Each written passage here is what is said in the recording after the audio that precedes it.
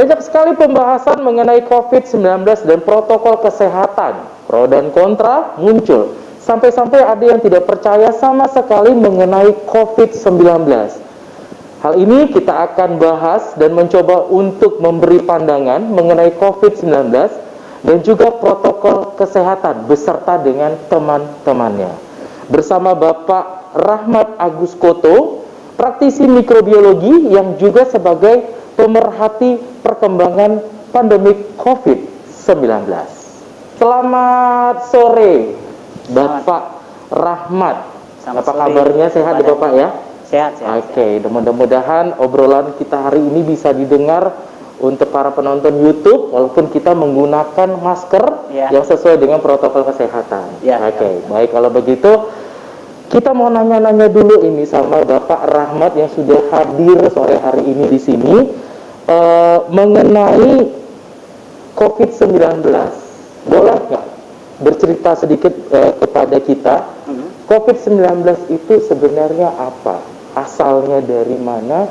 Dan bagaimana ini bisa menjadi sebuah pandemik yang bukan cuma Indonesia tapi dunia sudah merasakannya? COVID-19 ini pasti ada suatu penyakit menular ya. Pertama kali itu terdeteksi di Provinsi Hubei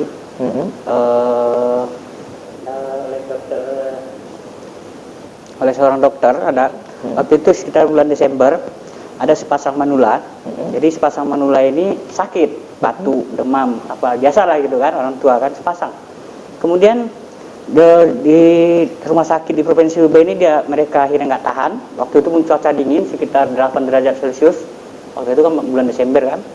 Mereka berkunjung ke rumah sakit memeriksakan diri. Jadi ketika diperiksa, kebetulan dokter senior mereka di bagian departemen kesehatan di sana memeriksa mereka, dan dia mulai curiga. Langsung curiga terutama ketika dia memeriksa bagian torak dada mereka. Dia langsung teringat waktu dia menangani SARS, karena dia udah pengalaman sebelumnya kan. Dia langsung curiga. Kemudian dia periksa juga anak-anak dari panula tersebut. Cirinya sama, sakit juga. Akhirnya kan semenjak itu dia udah makin yakin bahwa ini ada outbreak, penyakit menular yang muncul kan. Setelah itu dia bergerak cepat dan kemudian menghubungi otoritas kesehatan setempat. Dari itu dalam hanya hitungan hari, akhirnya otoritas kesehatan melapor kepada PBB kemudian komunikasi gitu kan. Akhirnya diketahui bahwa langsung dia mempersiapkan diri bahwa ini adalah penyakit menular. Cuma waktu itu kan mereka masih baru, mereka belum tahu penyebabnya apa, dampaknya apa, mereka belum tahu persis. Ya, kemudian itulah, jadi penyakit ini adalah penyakit yang menyerang sistem pernapasan. Penyakit yang menyerang sistem pernapasan yang disebabkan oleh virus. Hanya sebatas itu. Waktu kita baru-baru awal diperiksa, mereka hanya tahu bahwa ini dari golongan coronavirus. Yang memang pada awal mula itu COVID-19 itu adalah satu keluarga dari beberapa virus-virus yang terdahulu pernah menyerang dunia juga ya? Iya, berhubungan langsung, satu keluarga. Satu jenis. Ya. Jadi coronavirus ini di sejarahnya itu diperkirakan udah ada 10.000 tahun yang lalu. 10.000. Udah ada. Udah lama berkembang sebetulnya coronavirus ini. Dan sampai sekarang ada 7 jenis coronavirus yang dikenal. Ada 7 jenis lah. Dan 3 jenis sudah terbukti menyebabkan outbreak, pandemi. Itu tadi SARS-CoV-2 tahun 2012 nggak salah, 2012. Kemudian MERS. Kemudian yang terakhir inilah dia COVID. SARS-CoV-2 virusnya. Oke, mungkin kita akan tarik dari dunia masuk ke Indonesia. Itu sempat jajaran pemerintah mengatakan bahwasannya Indonesia tidak akan kedatangan COVID-19. Ternyata kita bisa merasakan Indonesia ternyata kebagian juga untuk pandemi COVID-19. Itu bisa Abang ceritain nggak, Bang? namanya juga baru ya. Waktu itu bukan karena waktu itu namanya juga baru, belum dikenal, masih seluruh ahli-ahli para dunia terkait pun masih bingung. Ini kan apa gitu kan, yang mereka tahu ini adalah coronavirus jenis baru. Dan itu sementara itu kan masih rumor-rumor aja waktu itu, tahu sekitar Desember Januari, ya, masih belum tahu ini. Bahkan sorry ya, ini lengket. Bahkan PBB sendiri, WHO sendiri menetapkan pandemi itu baru Maret. Baru Maret ya. Padahal kita sudah dapat informasinya dari bulan Desember, Januari 2020. Jadi selama 3 bulan itu sifatnya masih rumor-rumor. Karena pun bisa dimaklumi, karena kan WHO menetapkan pandemi itu nggak sembarangan. Dampaknya bisa fatal. Maksudnya ya. sekiranya rupanya nggak pandemi, cuma penyakit endemik biasa, hanya lokal, dan ternyata misalnya pandemi, ya bisa bahaya WHO gitu, bisa disalahkan gitu kan. Makanya mereka berhati-hati sekali.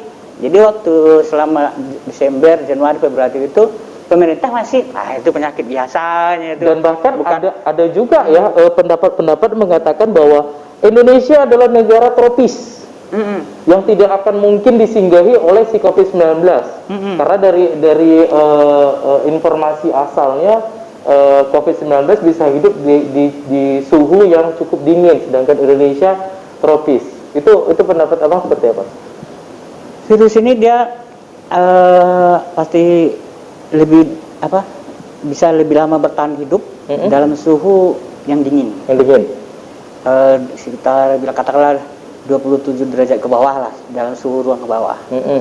Jadi memang ada pembuktian bahwa dia mempengaruhi suhu semakin tinggi, 30 derajat pun akan mempengaruhi pertumbuhan atau keaktifan dari si virus tersebut. Jadi kalau dibilang pengaruh cuaca, pengaruh tropis iklim itu agak absurd. Maksud saya begini, setelah diteliti kan di daerah panas Afrika, Arab Saudi berkembang, menular, merebak di daerah panas ya. Daerah panas, di daerah yang ke arah kutub kayak Rusia, bagian atas Cina gitu kan, itu tetap berkembang juga gitu ya. Indonesia yang pertengahan ya kena juga gitu. Memang satu hal nggak langsung dia ini, karena penularan ini kan antara sesama manusia. Manusia ini kan kebanyakan beraktivitas sebetulnya di dalam ruangan kan. Entah itu nanti misalnya di Arab Saudi panas, tapi toh manusia-manusia di dalam ruangannya yang dingin, yang ber-AC gitu kan. Kalau nanti di daerah yang dingin banyak beraktivitas di dalam ruangan yang hangat, jadi rancu jadinya kan. Kalau secara global mungkin ada sih pengaruhnya secara langsung. Bukan berarti si COVID, si virus tadi semakin mempunyai kekuatan sehingga di Indonesia pun ikut juga masyarakat menjadi dampak virus COVID-19 ini. Bisa dikatakan seperti itu nggak? Gimana tadi? Jadi si COVID tadi kan mungkin dari negara asalnya sampai ke Indonesia itu malah jadi berkembangnya jadi semakin kuat gitu loh, sehingga walaupun negara Indonesia tropis tetap aja dia bisa memberikan dampak yang luar biasa untuk sampai sekarang sih sepengetahuan saya itu nggak gitu ngaruh gitu. Tidak ada pengaruhnya ya. Apakah dia gara-gara di tropis jadi lebih menyebar, lebih ganas? Apakah di daerah dingin atau panas lebih cepat menyebar atau menurun apa? Enggak jelas. Oke, masyarakat selalu bertanya-tanya ini bang. Iya. Ya, menurut abang atau bapak Rahmat Koto, saya bilangnya abang atau bapak nih yang seru. Abang aja lah. Abang aja ya. Baik. Muda-muda. Oke, kita setuju, kita panggil abang ya. Iya. Ini yang masker. Gak apa-apa. Yang penting informasinya kita bisa sampaikan ya bang ya. Oke, buat bang Rahmat, banyak pertanyaan yang muncul. Salah satunya adalah yang paling sering muncul di masyarakat adalah sebenarnya COVID ini ada apa enggak sih? Ada. Udah pasti ada, 100% ada. Buktinya sangat banyak sekali. Kadang-kadang kan ketika misalnya ada daerah-daerah tertentu yang sampai sekarang pun nggak pernah dia melihat, menyaksikan orang terkena COVID itu, dia memikir, nggak ada COVID, konspirasi tingkat elit dunia gitu kan. Iya. Itu sebenarnya ada logika yang salah nih. kadang-kadang untuk mengetahui panasnya api kan kita nggak harus megang api. Oke. Ya kan? Jadi COVID ini kita nggak harus percaya bahwa penyakit itu ada ketika kita mengalaminya sendiri atau ketika istri anak saudari kita mengalami sendiri kan. Kita kan bisa belajar mengamati, kita punya akal lah kan untuk mengamati bahwa di berita sana berita sini itu udah banyak yang terpapar, yang parah, bahkan yang meninggal sampai sekarang udah 1 juta orang lebih. Jadi mustahil itu suatu kebohongan kan. Nggak mungkin rasanya pemberita dunia itu kerjasama berkolaborasi kong kali kong untuk menutupi data bahwa ini hanya rekayasa gitu, nggak mustahil kan. Nah jadi kita pakai logika aja bahwa ini memang nyata gitu. Ini nyata, bukan konspirasi. Iya, konspirasi. Saya sendiri sama sekali belum pernah jumpa orang yang kena positif atau nggak pernah. Walaupun udah saya pelajari terus setiap hari mulai semenjak Februari, hampir tiap hari saya ngikutin terus, saya belajar terus. Nah jadi ya saya percaya 100% memang benar nyata gitu penyakit ini. Lalu kenapa masyarakat khususnya untuk Indonesia sepertinya tidak ada rasa takut untuk menghadapi atau bahkan ada yang beberapa video menampilkan seperti menantang COVID-19? Satu hal, dia memang liciknya penyakit ini, virusnya ini yang licik ya. Dia itu nggak langsung menyebabkan orang sakit atau tumbang kayak Ebola misalnya. Kalau Ebola misalnya 1 hari baru kena, besok langsung bisa meninggal dan tubuhnya hancur. Itu yang kalau seperti itu mungkin bisa menjadikan sebuah tanda yang mengerikan gitu ya. Ganas gitu langsung dia bereaksi cepat. Sementara penyakit ini, virus ini dia lambat reaksinya. Seminggu gitu ya. Antara di atas 3 hari. Kadang ketika pertama kali terpapar nggak langsung sakit. Dia ada masa delay, masa tunggunya gitu. Setelah 3 hari atau setelah seminggu baru dia menunjukkan gejala-gejala bagi orang yang menunjukkan gejala. Makanya kan setelah dari hasil penelitian 14 hari itu dari situ asalnya. Jadi dia dibuktikan dulu apakah dalam 14 hari itu dia virus misalnya diduga terinfeksi karena ada kontak dengan pasien COVID misalnya kan, diisolasi lah dia selama 14 hari. Apakah dalam 14 hari itu dia menunjukkan gejala sakit atau tidak gitu. Makanya 14 hari itu range untuk mengetahui apakah dia sakit atau enggak itu bergejala. Yang jadi masalah kadang ada orang dan sebagian besar pula, mungkin sekitar 70-80% dari total yang kena ini enggak bergejala. Ya maksudnya sama enggak biasa nih ketika kita kena. Ya kayak enggak biasa tuh. Dia positif. Apalagi pernah ada kasus yang jenazah COVID-19 dipaksa ambil di rumah sakit, lalu dibawa pulang ke rumah, lalu pada saat jenazah ditaruh di rumah itu diciumin oleh keluarga-keluarganya, gitu. Tapi nyatanya sebenarnya si keluarga yang cium juga kayaknya nggak ada informasi mengenai dia kena COVID, padahal itu kan sudah jenazah COVID. Ya berangkat dari situ tadi karena sifatnya yang licik tadi itu kan. Apalagi yang sampai sekarang menyaksikan udah selama berbulan-bulan dia kan, udah hampir tiap hari dia ditengoknya dalam kehidupan seharian, dia tetap bekerja, entah jadi ke ladang, entah itu ke pasar, ditengoknya lingkungan pun enggak juga pakai masker atau segala macam. Bukan sebulan 2 bulan, udah 8 bulan berjalan tiap hari seperti itu. Jadi wajar aja muncul pikiran seperti itu bahwa ini nyata nggak nyata gitu kan. Kalaupun memang ada, kan ada punya, ada yang bilang ini, saya percaya ini ada, tapi nggak seganas itu gitu. Jadi dia apalagi kan kalau keluarganya kena kan sakit kali itu memang kalau secara protokolnya kan kalau dia positif meninggal harus dilapisin, dibungkus, nggak boleh dikunjungi keluarganya atau hanya sangat terbatas gitu kan. Proses penguburannya sangat menyakitkan.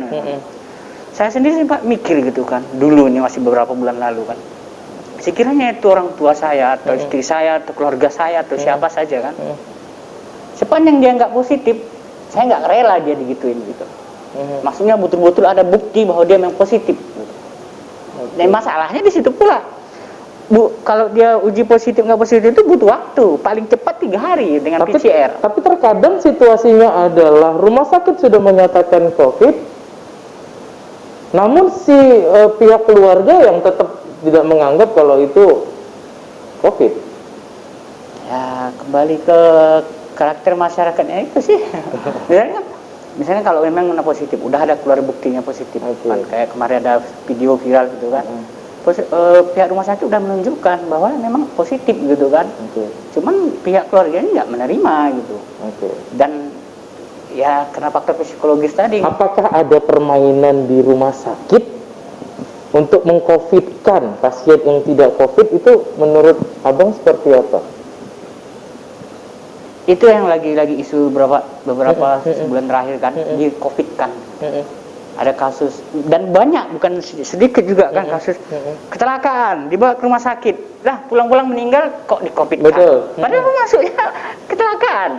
Ada yang sakit biasa sebelumnya memang cek rutin, tak jantung, hipertensi, periksa, lah pulang-pulang kok covid ya kan. Jadi kan ini nggak benar ini kan. Jadi sebagai masyarakat mikir ini bisnis gitu, karena ada ini pemikiran kotornya kan, muncul husnuzon prasangka buruknya kan. Karena ada dana, dan seluruh dana bagi kasus positif itu didanai oleh pemerintah. Misalnya ada pasien A, nah ini sebenarnya nggak COVID, tapi di-COVID-kan. Jadi nanti bisa dibuat biaya perawatannya sebagai sekian puluh juta gitu kan. Ya dari segi bisnis memungkinkan, tapi memang sampai sekarang belum ada satupun yang tertangkap dan dibawa ke ranah hukum yang kejadian seperti itu. Tadi ya. Sama ada. Masih dugaan aja semua. Masih dugaan semua ya. Satu pun belum ada kasusnya yang udah masuk ke pengadilan atau dilaporkan, nggak ada. Oke.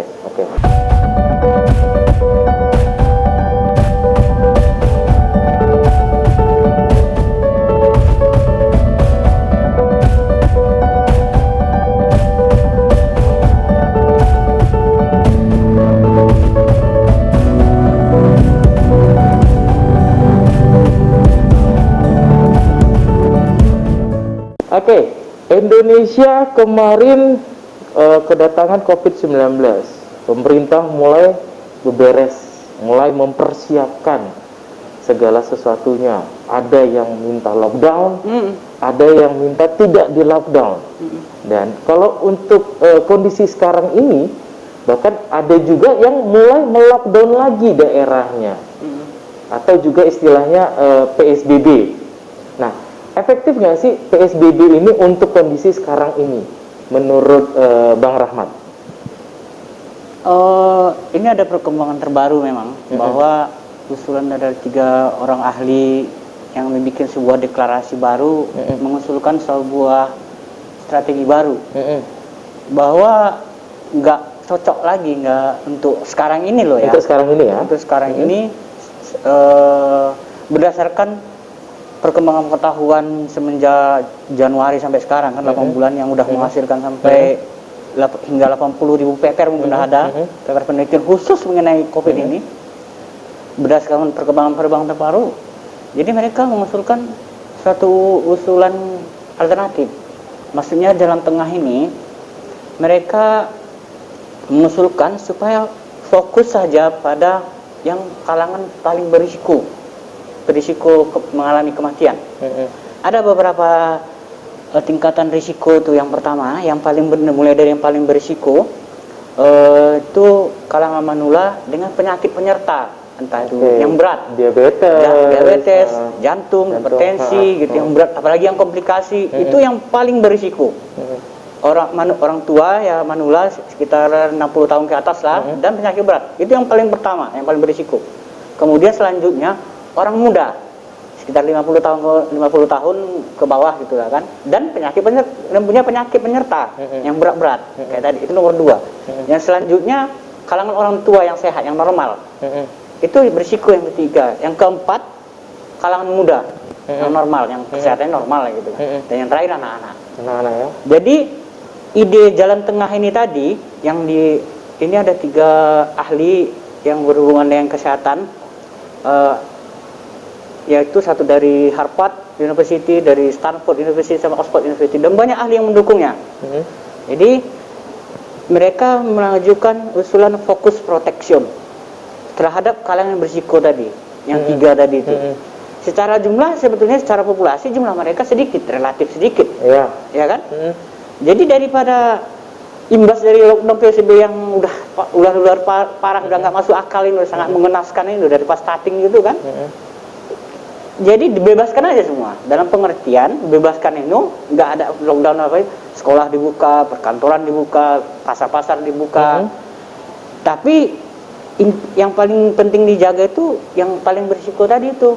Jadi pemerintah atau lembaga-lembaga yang pemerhati yang penyakit pandemi ini fokus untuk menjaga yang paling berisiko. Sementara itu yang masyarakat umum tetap menjalankan protokol, terutama memakai masker. Oke.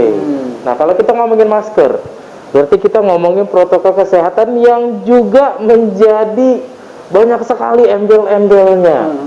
Ya Bang Rahmat ya. Banyak yang bilang pakai masker jangan taruh di dagu. Nah, awal mula itu tidak menjadi pembahasan. Setelah itu baru jangan taruh di dagu. Maskernya boleh masker apa saja. Ya kan? Nah, terus muncul lagi masker harus SNI. Nah, kita tarik mundur lagi. Sebenarnya masker yang bisa untuk mengatasi atau yang sesuai dengan protokol kesehatan itu seperti apa sih, Bang?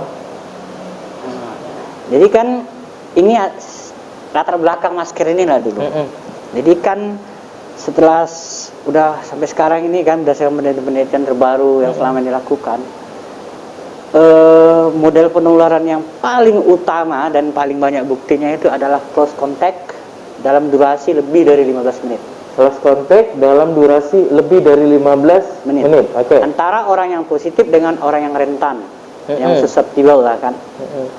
Itu mekanisme penularan yang paling utama dan banyak buktinya. Banyak bukti penelitiannya. Misalnya ya kayak kita gini ngobrol-ngobrol, nggak pakai masker. Jadi orang yang terinfeksi itu kan virus-virusnya itu kan udah berkembang biak itu di mulutnya, di sistem pernapasannya gitu kan. Jadi ketika orang yang positif ini entah batuk, bersin atau bicara pun dia kan ada lepas kadang muncrat istilahnya kan. Benar. Droplet ya benar. Jadi ketika muncrat itu virusnya terbawa gitu kan. Jadi yang paling banyak buktinya itu close contact dia melalui udara. Jadi ketika ini ceritanya nggak ada pakai masker lah ini kan, ngobrol-ngobrol. Apalagi durasinya lebih dari 15 menit. Jadi ketika ngobrol-ngobrol itu terhirup oleh orang yang rentan. Nah, terhirup. Dan disitulah dia kenanya. Itu mekanisme penularan yang paling utama. Itu droplet kabut yang ukurannya sekitar lebih kecil dari 5 mikrometer lah. Rambut dibagi berapa gitu. Dan itu bisa ditiup angin ya Bang? Iya. Bisa ditiup angin tapi dia jangkauannya terbatas. Jangkauannya terbatas. Misalnya gini. Kalau kita dalam ruangan ini kan, kalau dia suhu dingin, lembab, makin lama dia mengambang. Sepanjang dia masih kan ada cairan itu kan, dia sepanjang dia nggak mengering, ya semakin lama dia bertahan di udara gitu. Ada kasus yang menarik ini di Korea, di sebuah kafe franchise internasional yang terkenal. Ada satu orang yang positif nongkrong di situ selama berjam-jam. Sama masalah 2 jam sih masalah kan, bersama teman-teman ngobrol. Setelah beberapa waktu kemudian di situ kluster baru diselidik ada muncul kluster baru dari kafe itu. Sekitar 50-an orang positif berasal dari satu orang ini di ruangan tertutup itu ya? Iya, kafe ya kan, kafe tertutup, ada AC gitu kan. Yang paling menarik dari kasus tersebut, ada 4 orang pelayannya itu negatif semua, nggak ada yang kena. Ternyata yang 4 ini semua pakai masker, ya, protokol semua. Itu kan bukti, kan jadi satu bukti langsung bahwa model penularan itu close contact. Sedangkan metode penularan yang lain, droplet melalui yang jatuh di permukaan benda-benda, kayak di meja, itu kan droplet yang kasar lah kan, kita muncrat langsung nampak, kan kadang nampak itu kan ketika kita nampak. Yang besar-besar, ukurannya sekitar di atas 100-200 mikron, dia ke atas lah gitu kan, nampak dia kan, yang membawa mengandung virus kan, jatuh di meja, di handphone kita, di gadget, di laptop, di permukaan benda yang kita namai istilahnya itu POMIDs. Nama benda-benda medianya itu namanya POMIDs ya kan. Kemudian asumsinya nanti kan ketika ada orang misalnya terpegang dia tersentuh dia droplet kasar tadi, kemudian nggak sengaja dia ngusap-ngusap mulutnya, berpindah secara tidak langsung kan, berpindah dari orang positif jatuh ke meja, kemudian dari meja pindah ke burungnya. Sebetulnya itu ya memungkinkan, nggak nol juga, tapi dari segi sampai sekarang nggak ada bukti yang terdokumentasi dengan baik bahwa ada kasus penularan melalui droplet kasar. Nggak ada gitu. Yang ada hanya close contact tadi. Tapi kalau droplet itu sifatnya teoritis, asumsi. Karena kalau di sini aku punya catatan ya Bang ya. Kalau ada di kayu itu dia bisa bertahan 4 hari, si virusnya, lalu kaca 5 hari, plastik baja 3 hari, terus di karton atau kertas 24 jam gitu loh. Kan yang terbaru saya baca kemarin langsung kan, ada yang sampai 28 hari tahan di smartphone. Di smartphone ya? Iya. 28 hari. Ada penelitian yang lain selain itu kan, itu kan penelitian lain. Iya. Semua ceritanya. Ya kondisional sih itu kan, maka bisa bertahan sampai 28 hari di gadget itu kan. Satu, lamanya dia bertahan di benda-benda POMIDs itu sangat bergantung kepada kondisi lingkungan, pada suhu udara, berapa suhunya, kelembabannya, alias. Jadi pada prinsipnya semakin lama dia dalam berbentuk cairan droplet itu nggak mengering, ya segitulah dia bertahannya. Kalau dia udah mengering, ya kemampuan dia untuk mengekspresi itu udah drastis menurun. Tapi tetap berisiko kan Bang? Iya. Makanya saya nggak bilang nol juga, ada kemungkinan ada, tapi kecil gitu. Sehingga kita harus membuka pintu dengan bahu contohnya gitu kan. Terus ada sekarang istilahnya itu corona finger. Jadi kita bawa kantongan plastik dengan alat bantu gitu. Itu sebenarnya disarankan juga nggak sih? Namanya apa ya, otoritas resmi itu, mereka selalu memegang prinsip guru kencing berdiri, murid kencing berlari. Jadi namanya meminimalisir serendah mungkin kemungkinannya, mereka menganjurkan itu.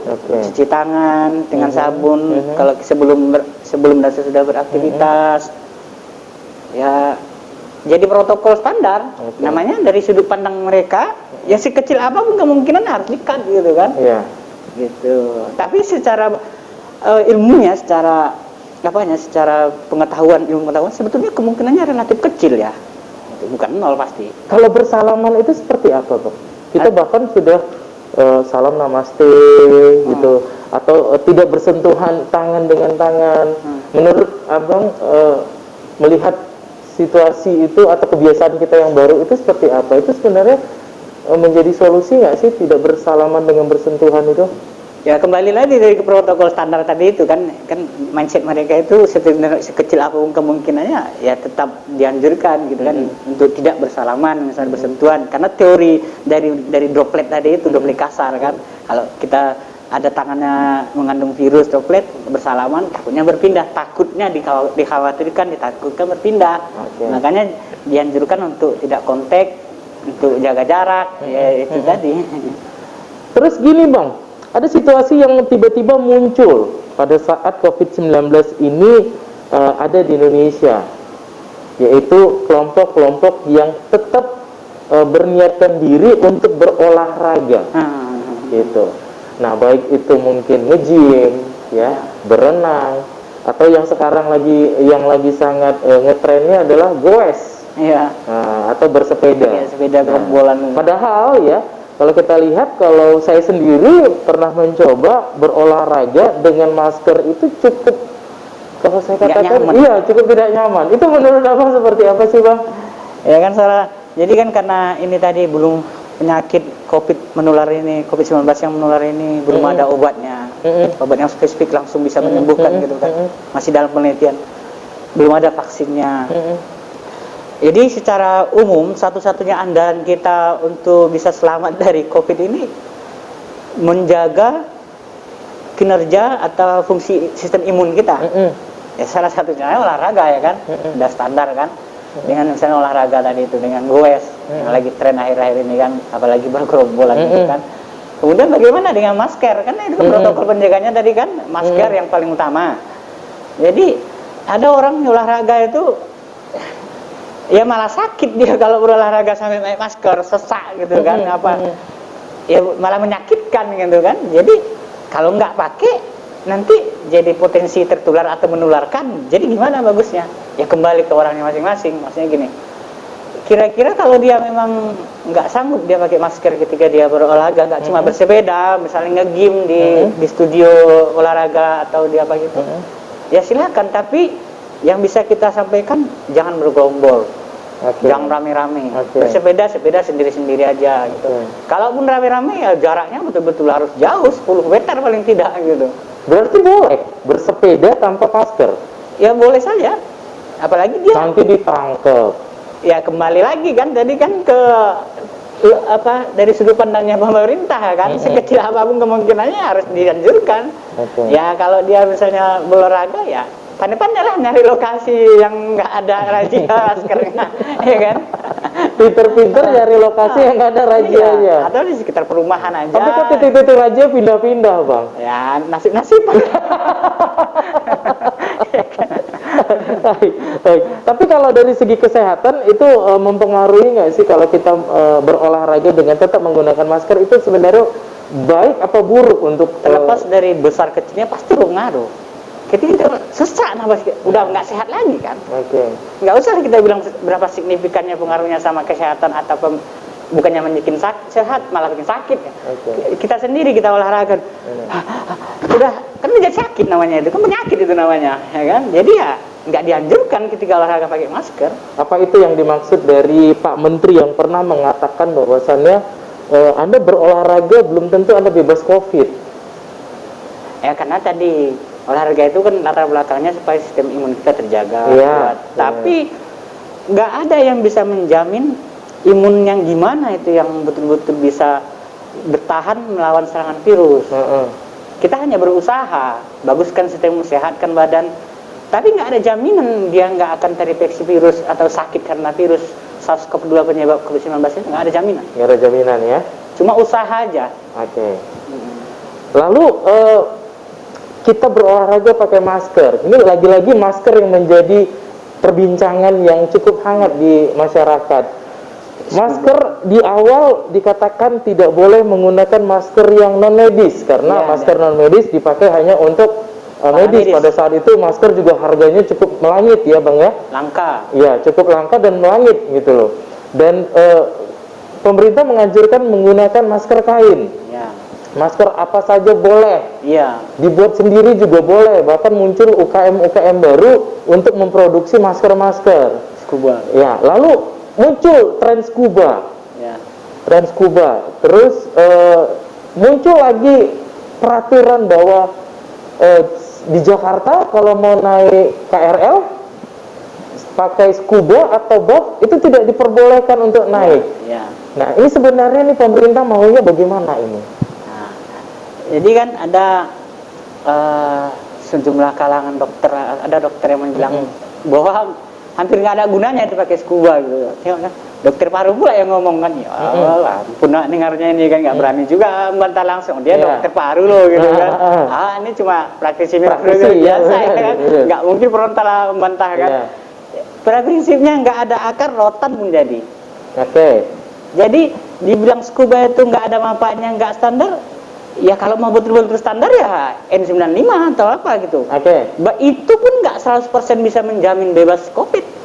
Yang betul-betul bebas pakai APD lengkap, yang ada air filternya yang apa itu baru 100%. Gak mungkin kita ke kantor pakai lengkap gitu kayak baju astronot gitu ya. Nggak mungkin kan.